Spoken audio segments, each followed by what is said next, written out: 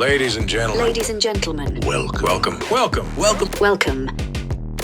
Ladies and gentlemen, welcome to Courtside Talks.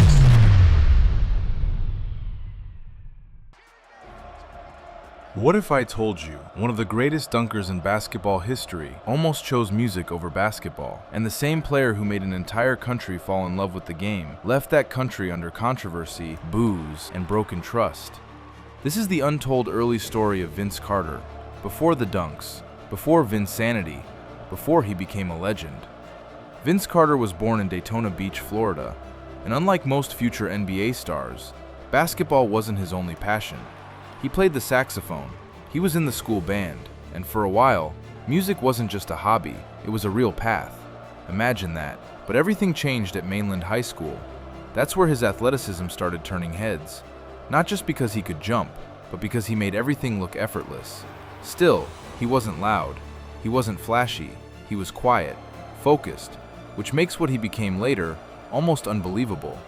Carter committed to University of North Carolina, one of the most prestigious programs in the country. And here's where things get wild.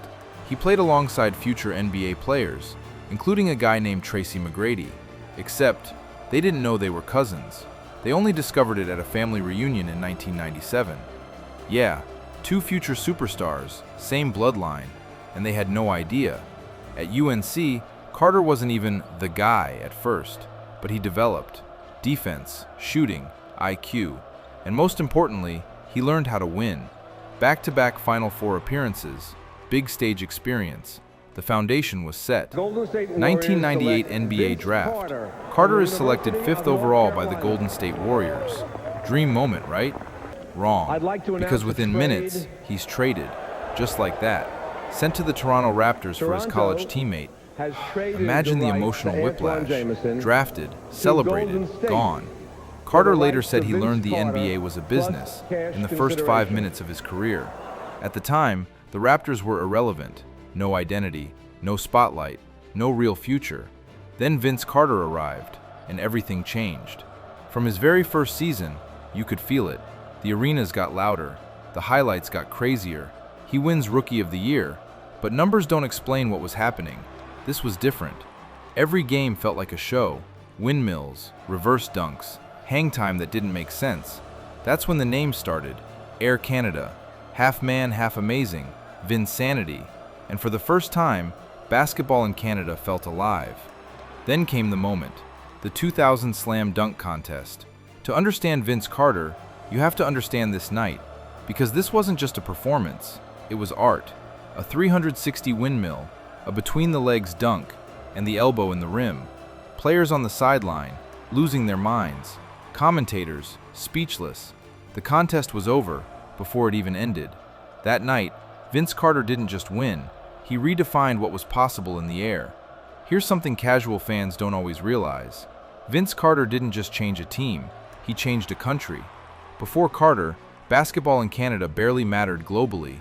After Carter, a generation was born. Kids picked up a ball because of him. Future stars were inspired. There's even a documentary called The Carter Effect, dedicated to this impact. That's not just influence, that's legacy.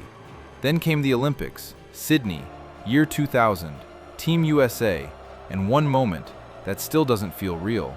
Carter jumps, over a 7-foot defender, not around him, not past him, over him. That defender? Frederick Weiss.